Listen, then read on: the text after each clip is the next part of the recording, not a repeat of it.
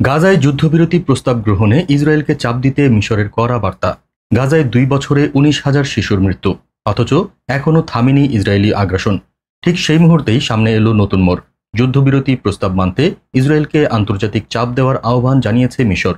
মিশরের পররাষ্ট্রমন্ত্রী বদর আবদুলাতি জানিয়েছেন, এই যুদ্ধবিরতি প্রস্তাব বাস্তবায়ন হলে অন্তত কিছুটা হলেও গাজার মানবিক বিপর্যয় কমতে পারে।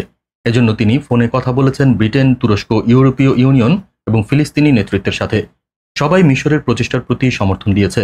তবে আসল প্রশ্ন থেকে গেছে, হামাস যুদ্ধবিরতিতে রাজি হলেও ইসরায়েল এখনও আনুষ্ঠানিকভাবে কিছু বলেনি কেন? এর পেছনে কি কোনো বড় রাজনৈতিক খেলা লুকিয়ে আছে?